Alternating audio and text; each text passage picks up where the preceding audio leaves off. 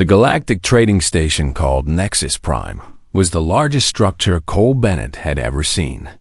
It floated in the darkness of space like a metal city, home to thousands of aliens from hundreds of different worlds. Ships came and went every hour, carrying goods and passengers from one end of the galaxy to the other. It was a place of business, politics, and opportunity. At least, that was what Cole had believed when he first arrived. 3 years had passed since then. 3 long years of learning that the galaxy was not kind to humans. Cole worked in the lower cargo decks, loading and unloading crates that weighed more than he did. The work was hard, and the pay was poor, but it was the only job any alien would give to a human. Humanity had only discovered faster than light travel 15 years ago. To the older species of the galaxy, humans were newcomers. They were primitive. They were weak.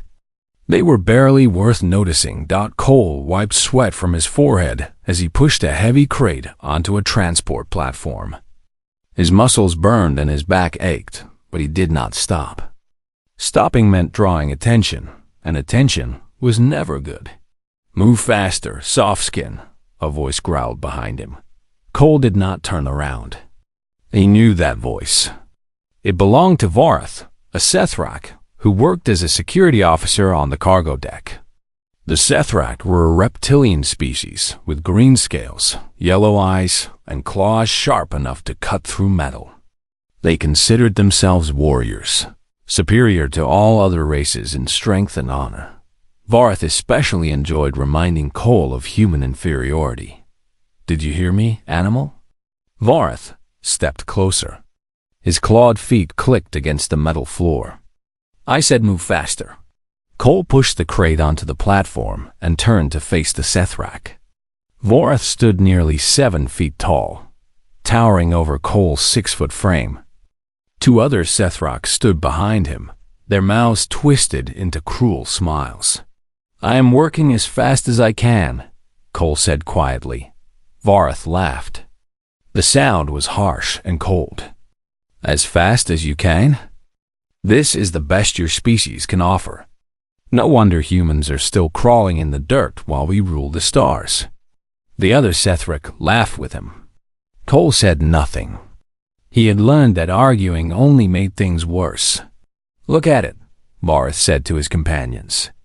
"It does not even fight back. It just stands there like prey waiting to be eaten. Perhaps we should put it out of its misery." One of the other Sethrak, a younger one named Dreth, stepped forward. "Let me cut it, Varth. Just a little. I want to see if human blood is really as red as they say." Cole felt his heart beat faster, but he kept his face calm. Fear was what they wanted. He refused to give it to them. Vor. Wrath considered the request, then shook his head. "Not today. The station commander has rules about killing workers, even worthless ones." He leaned close to Cole, his breath hot and smelling of rotting meat. "But accidents happen in the cargo bay. Heavy crates fall. Machines malfunction. Remember that, soft skin." The 3 Sethrak walked away, still laughing. Cole watched them go, then returned to his work. This was his life now. Every day brought new insults, new threats, new reminders that he was considered less than nothing. The Sethrak were the worst, but they were not alone. The tall, crystalline Velthari looked at him with disgust. The insectoid Kryn refused to acknowledge his existence. Even the other cargo workers, aliens from species almost as low in the galactic hierarchy as humans, treated him with contempt. Cole finished his shift and walked through the crowded corridors toward his quarters. Aliens of every shape and size moved around him, and not one of them looked at him with anything but scorn. A Kryn merchant spat on the floor as Cole passed. A group of Velthari children pointed at him and laughed. A drunk Sethrak shoved him into a wall and kept walking without a word. His quarters were in the deepest part of the station, where the air was thin and the lights flickered. The room was barely larger than a closet. It held a sleeping mat, a small storage box, and nothing else. This was what humans were given. This was what they deserved. According to the galaxy. Cole sat on his mat and stared at the wall. He thought about his home, Earth, a planet of blue oceans and green forests, where humans had built cities and created art and dreamed of reaching the stars. They had finally achieved that dream, only to discover that the stars did not want them. He thought about his sister, Grace. She had begged him not to leave Earth.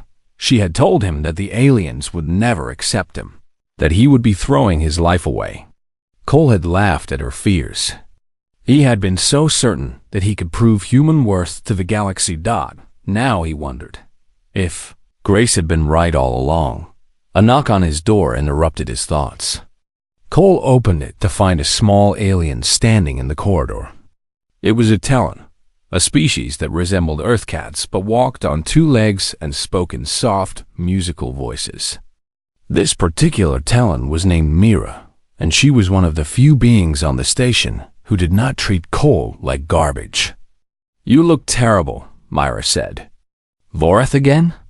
Cole nodded and stepped aside to let her in. He brought friends this time. Mira's ears flattened against her head. "Those scale-faced monsters. Someone should teach them a lesson." "No one will," Cole said. "The Sethric have too much power, and humans have none." Mira sat on his storage box and looked at him with her large, golden eyes. "Is that what you believe? That humans will always have no power?" Cole sat on his mat and sighed. "I used to believe differently. I used to think that if I worked hard enough, proved myself enough, the galaxy would accept us. But they do not want to accept us. They want us to stay beneath them forever, then make them change their minds." Cole laughed bitterly. "How? I am one human on a station of thousands. What can I possibly do?" Mira was quiet for a moment. Then she stood and walked to the door. Before leaving, she looked back at him. "I have lived in this galaxy much longer than you, Cole. I have seen empires rise and fall. And I have learned one truth that never changes." "What truth?" Mira's eyes glittered in the dim light. "The weak do not stay weak forever. Not if they refuse to accept it." She left without another word. Cole sat in the darkness of his tiny room, thinking about what she had said. The weak do not stay weak forever. It sounded like a fantasy, a dream for fools, but somewhere deep inside him, a small flame of hope refused to die. He had been pushed down for 3 years. He had been mocked and threatened and treated like an animal. And yet he was still here, still surviving, still refusing to break. Maybe that was enough. Maybe survival was the first step towards something more. Cole lay down on his mat and closed his eyes. Tomorrow would bring more pain, more humiliation, more reasons to give up. But he would not give up. He would keep surviving. And someday, somehow, he would find a way to make them regret every insult, every blow, every moment they had looked down on him. The galaxy thought humans were weak. Cole would prove them wrong. 6 months passed on Nexus Prime, and Cole Bennett changed. On the outside, he looked the same.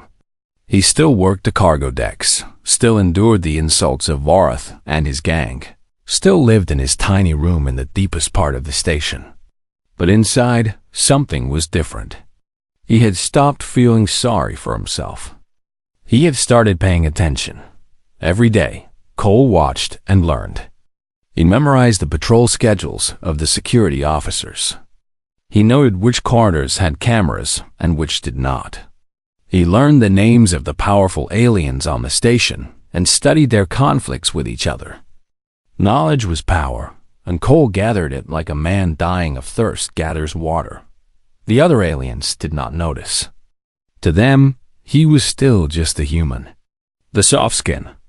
The animal that had somehow learned to walk and talk. They spoke freely around him, discussing business deals and political schemes, never considering that the lowly cargo worker might be listening to every word. Cole also began exploring the station. During his rest periods, he wandered into sections that most workers never visited. Abandoned corridors, empty storage bays, forgotten chambers that had been sealed for decades. Nexus Prime was old, built by species that no longer existed, and many of its secrets had been lost to time. One night, Cole found himself in a section of the lower levels that did not appear on any map.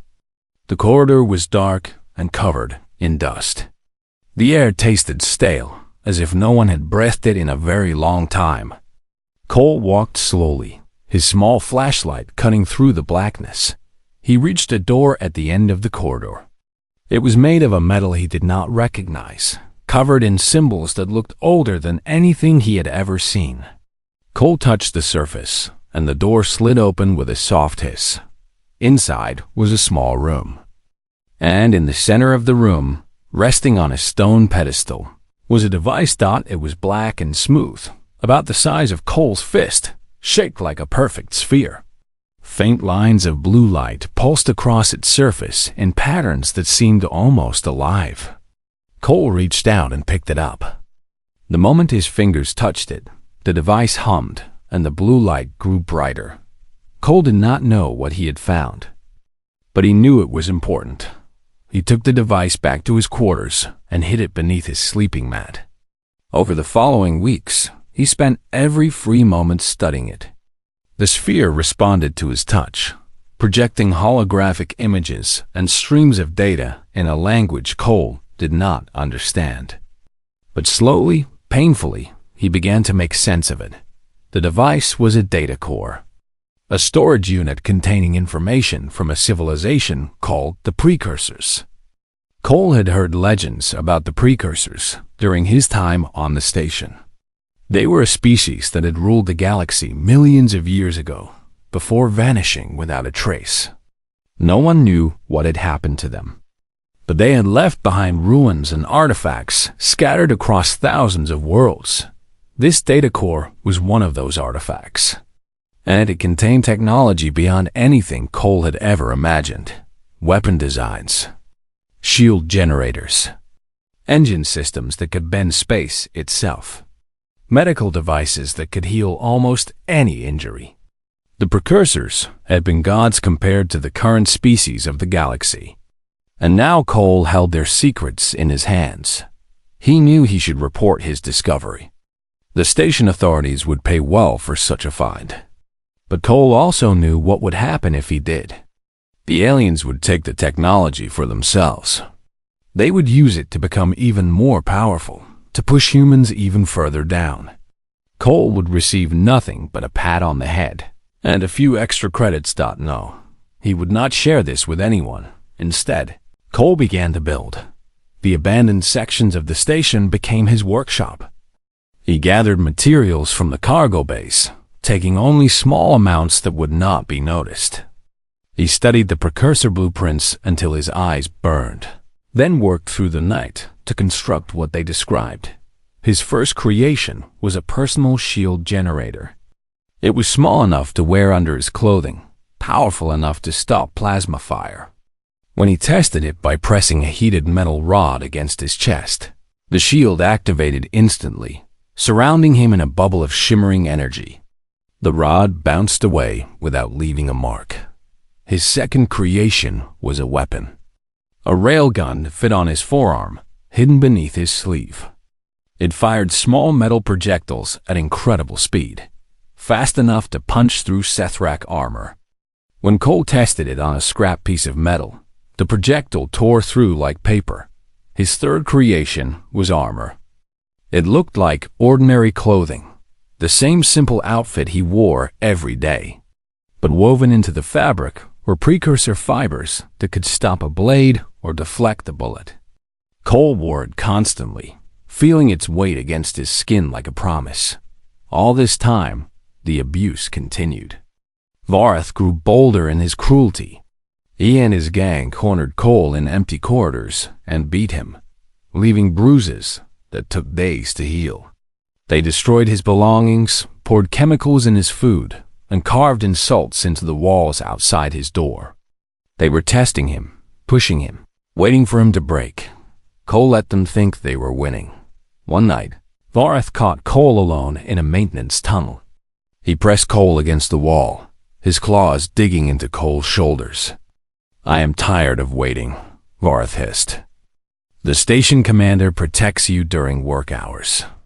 But accidents can happen anywhere, at any time." Cole looked into the Sethrak's yellow eyes and felt nothing. No fear, no anger. Just cold, patient certainty. "You should let me go," Cole said quietly. Vareth laughed. "Or what? What will you do, Softskin? Cry? Beg?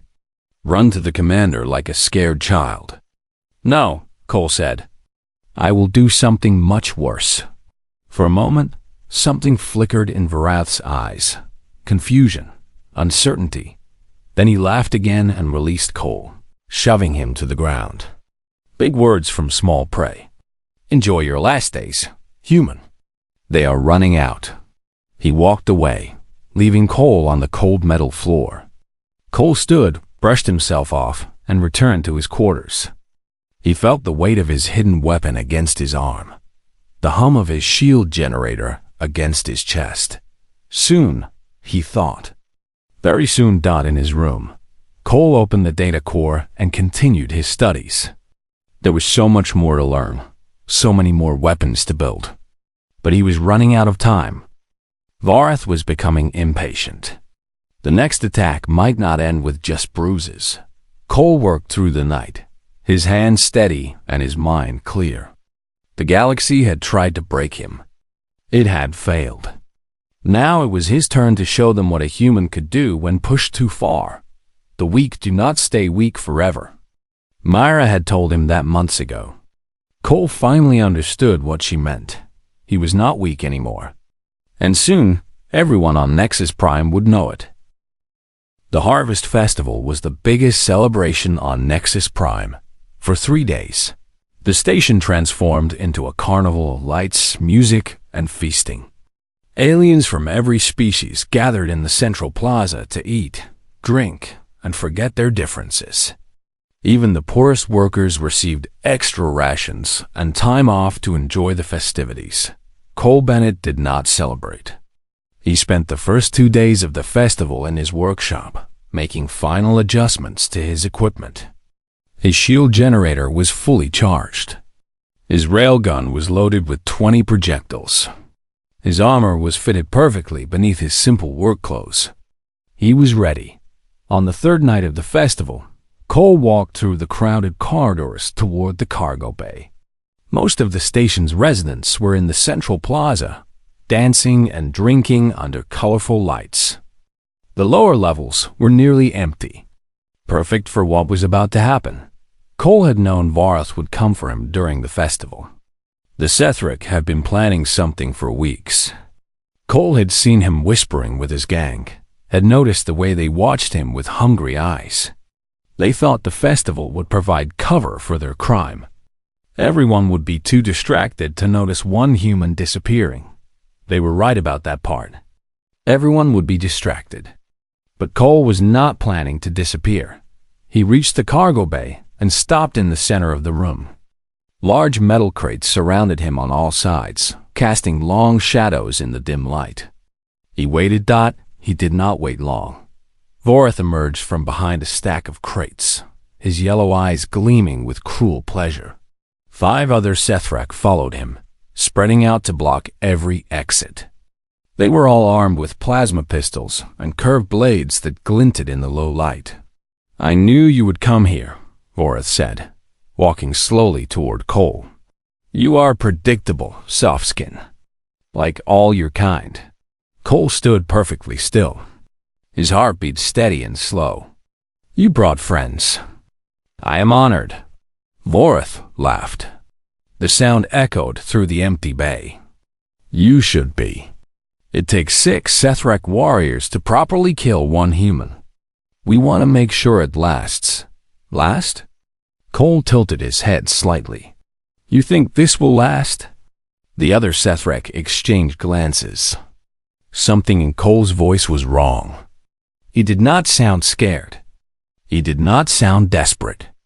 He sounded almost amused, Varath's eyes narrowed. What game are you playing, human? No game, Cole said. I am just surprised. You have been threatening to kill me for years. I expected you to be better prepared. One of the younger Sethruk, the one named Dreth, raised his plasma pistol. Enough talk. Let me shoot it. Vorath held up a clawed hand. Wait, something is wrong here. He studied Cole's face, searching for any sign of fear or deception. He found neither.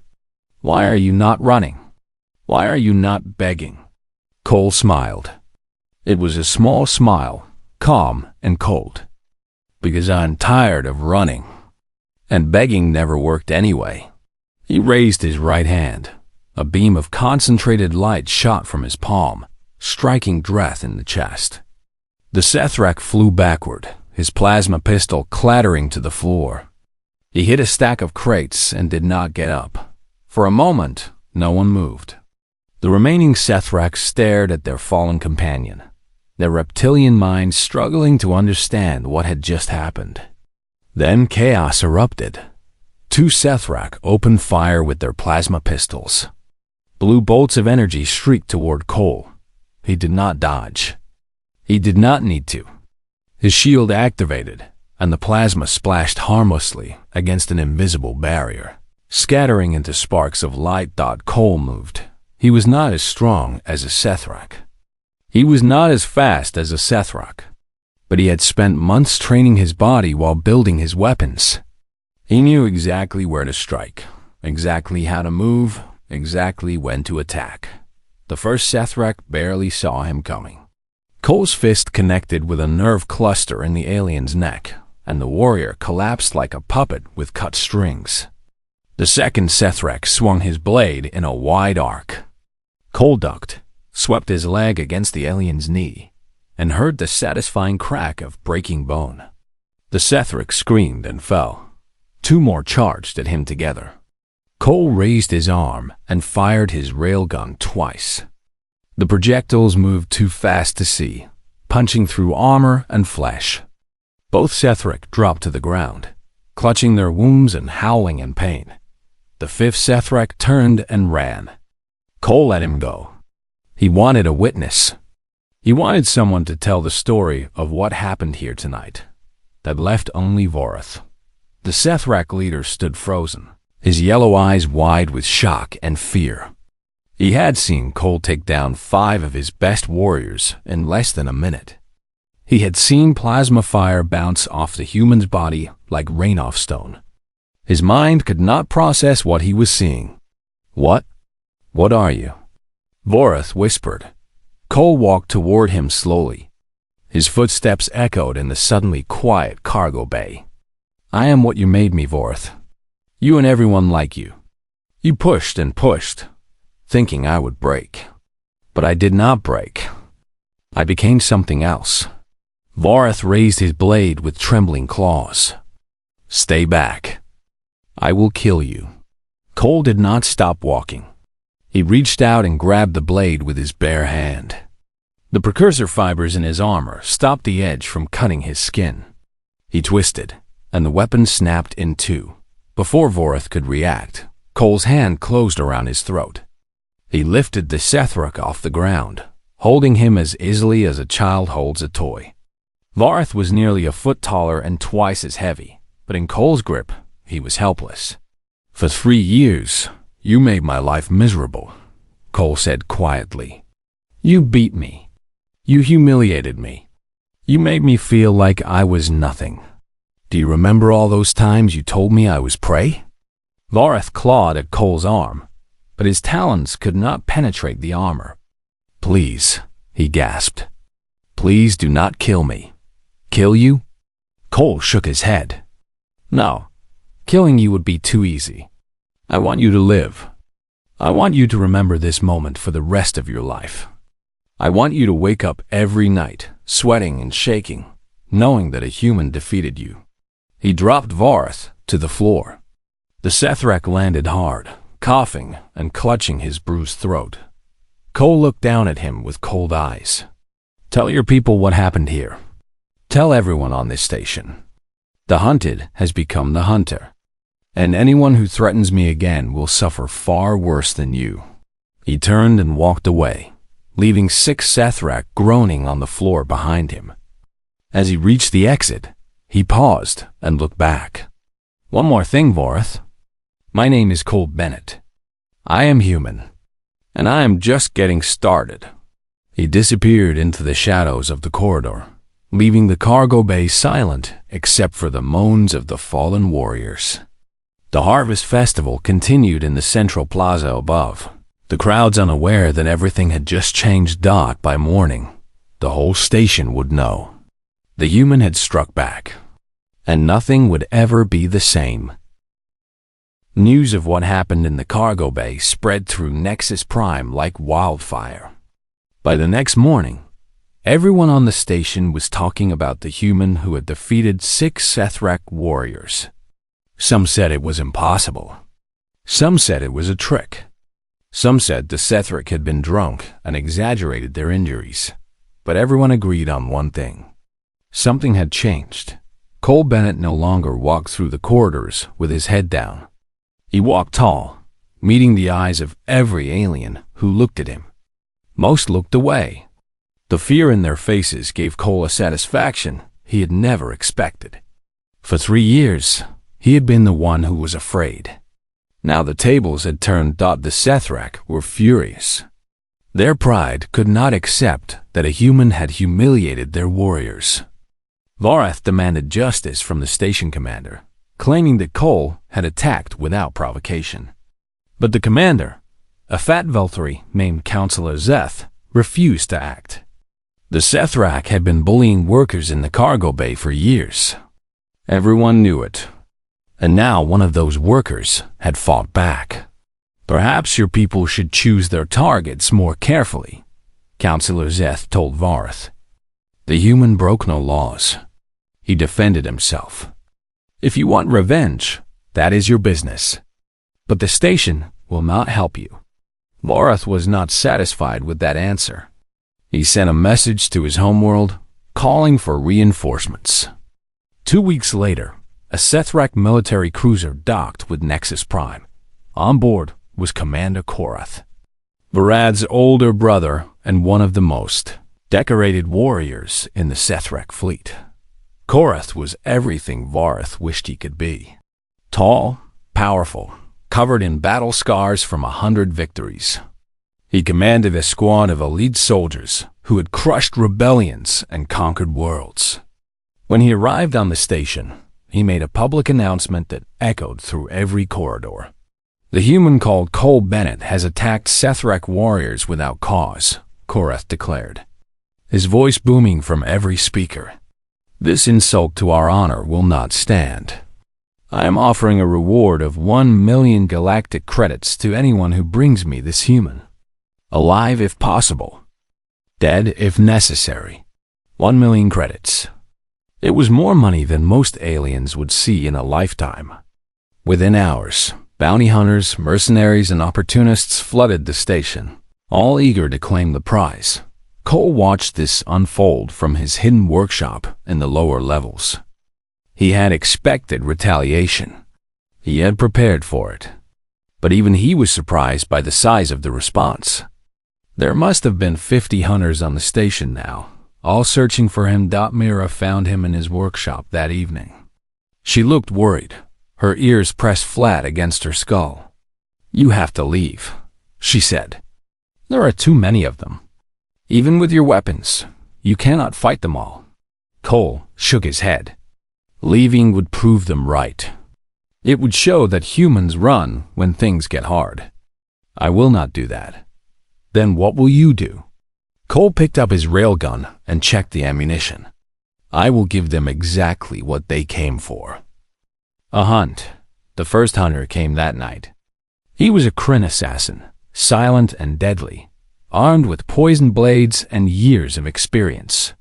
He tracked Cole to an abandoned corridor in the lower levels, moving through the shadows like smoke. Cole was waiting for him. The assassin never saw the trap. A wire caught his leg, and before he could react, a stun charge knocked him unconscious.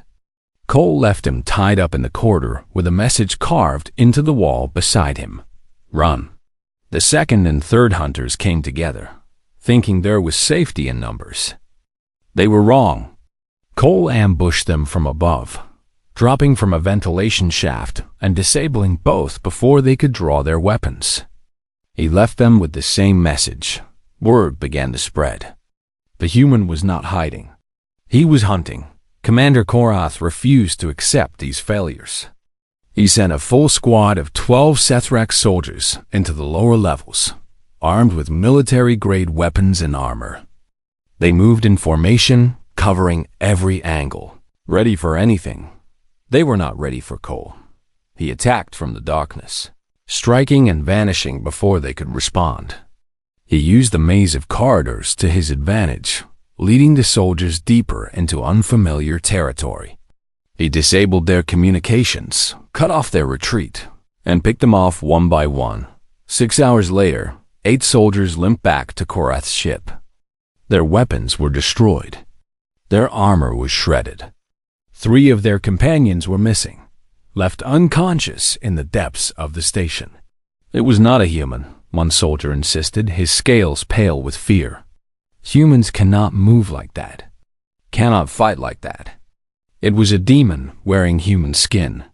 Korath listened to these reports with growing anger. His brother had told him the human was dangerous, but he had not believed it.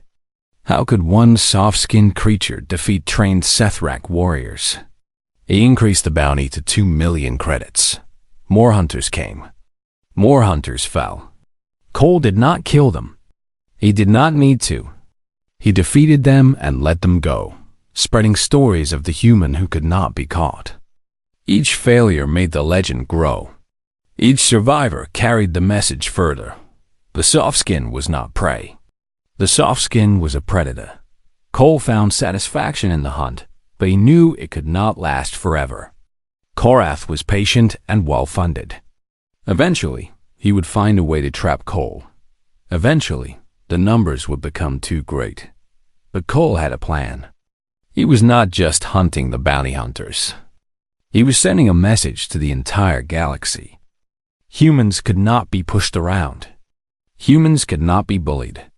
Humans would fight back with everything they had.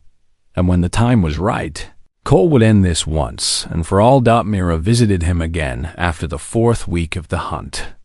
By then, Cole had defeated over 30 hunters. His reputation had spread beyond Nexus Prime, reaching other stations, other worlds. People were starting to talk about the human who had stood alone against the Sethrak Empire. "You are becoming famous," Mira said. "Or infamous, depending on who you ask." Cole cleaned his weapons and did not look up. "I do not care about fame. I care about sending a message." "What message?" "That underestimating humans is a mistake. A fatal one." He set down his railgun and finally met her eyes. "The galaxy looks at my species and sees weakness. They see soft skin and small bodies and no natural weapons. They think we are easy targets. And you want to prove them wrong. I want to make them afraid." Cole's voice was calm, but his eyes burned with cold fire. "Fear is the only language the galaxy respects. So I will teach them to fear humans. Starting with the Sethrak." Mira was quiet for a long moment. Then she nodded slowly. "What do you need?" "Access to Korath's ship. I need to know its layout, its security systems, everything." Mira smiled, showing her small, sharp teeth. "I think I can help with that." Cole smiled back. The hunt was almost over. The final confrontation was coming. And when it arrived, the galaxy would learn that the most dangerous creature in the universe was not the Sethrak warrior or the Kryn assassin god. It was a human with nothing left to lose. Commander Korath stood on the bridge of his warship, staring at the reports on his screen. 47 hunters had entered the lower levels of Nexus Prime. 47 had been defeated. Some were injured. Some were traumatized. All of them carried the same story. The human was unstoppable. Korath slammed his fist against the console, cracking the screen. This was supposed to be simple. Find one human, capture him, execute him publicly, and restore Sethrak honor. Instead, it had become a disaster. The whole galaxy was laughing at them. The mighty Sethrak Empire, humiliated by a single soft skin from a primitive world. Seal the lower levels, Korath ordered his officers. Flood them with nerve gas. I do not care if we kill half the workers on this station. This ends now. That would be inadvisable, a voice said from behind him. Korath spun around. His guards raised their weapons. Standing in the center of the bridge, surrounded by 20 armed Sethrak warriors, was Cole Bennett. No alarm had sounded. No door had opened. He had simply appeared, like a ghost stepping out of the shadows. How did you get in here? Korath demanded. Cole smiled slightly. Your security systems are 200 years old. I found the original blueprints in the station archives. There are access tunnels your people do not even know exist. Korath bared his teeth in a snarl. It does not matter how you got here. You are surrounded. Kill him. The guards opened fire. Plasma bolts streaked toward Cole from every direction. He did not move, did not flinch, did not even blink. The bolts struck his shield and scattered into harmless sparks. Before the guards could fire again, Cole raised his hand. Every screen on the bridge flickered. A countdown appeared. 60 seconds. I planted explosives in your reactor core, Cole said calmly. Precursor technology. Your sensors cannot detect them. If I do not enter the deactivation code in the next minute, this ship will be destroyed. Everyone on board will die, including you. The guards hesitated, looking at Korath for orders. The commander's yellow eyes were fixed on Cole, searching for any sign of a bluff. He found none. You would die too, Korath said. Yes, Cole agreed. But I am willing to die. Are you? 50 seconds. Korath was a warrior. He had faced death many times, but he had always faced it on his own terms, in battle, with a weapon in his hand. This was different.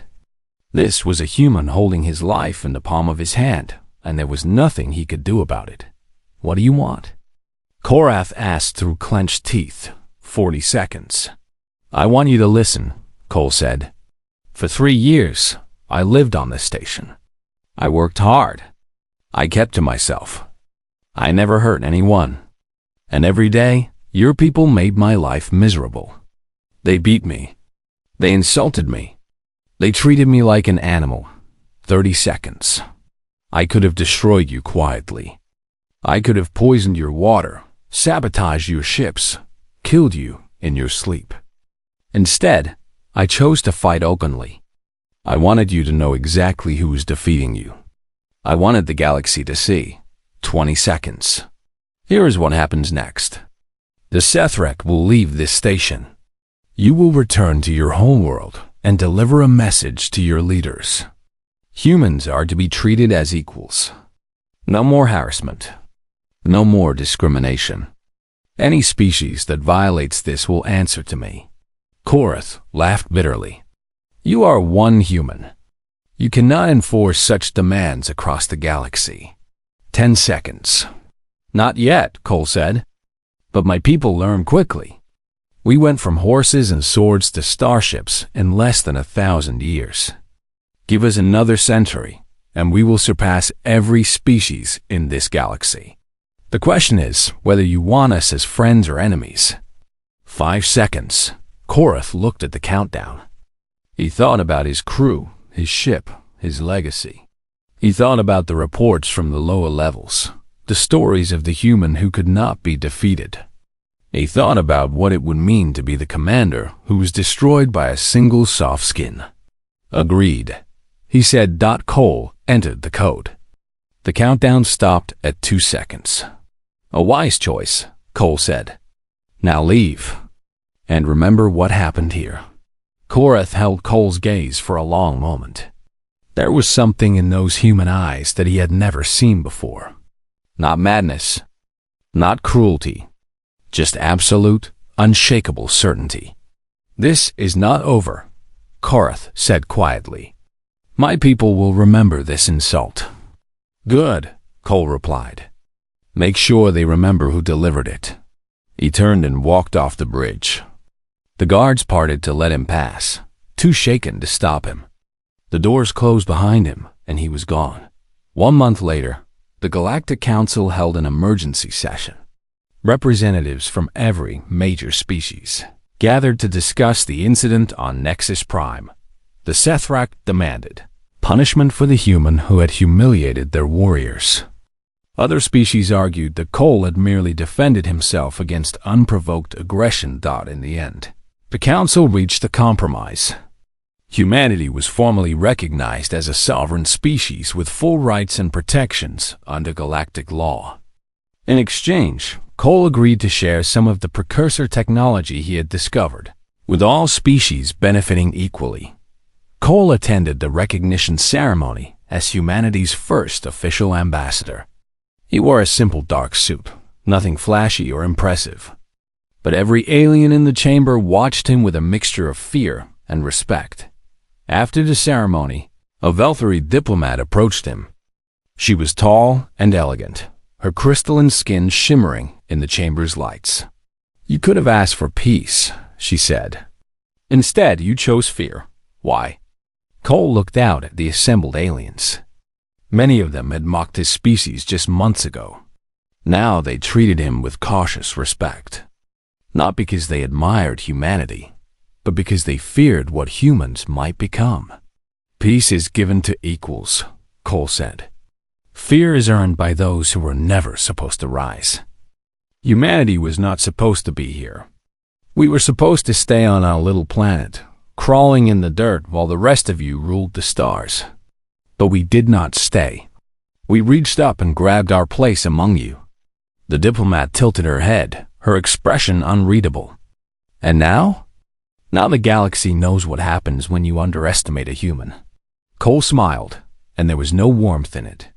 "We do not forget. We do not forgive. And we never, ever stop fighting."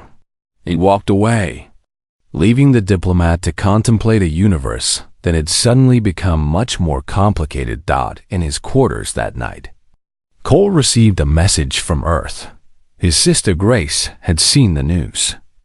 She was proud of him, she said. Proud and terrified. She asked if he was coming home.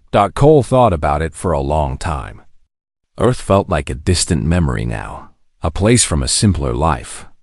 He had changed too much to go back. He had seen too much, done too much, become too much, but there were other humans out there, scattered across the galaxy, living in the same conditions he had endured. Working the worst jobs, taking the worst treatment, being told they were worth nothing. Cole decided he would find them. He would train them. He would teach them what he had learned. And together, they would show the galaxy that humanity had arrived. The soft skins were done being prey. From now on, they would be predators, and the galaxy would never be the same.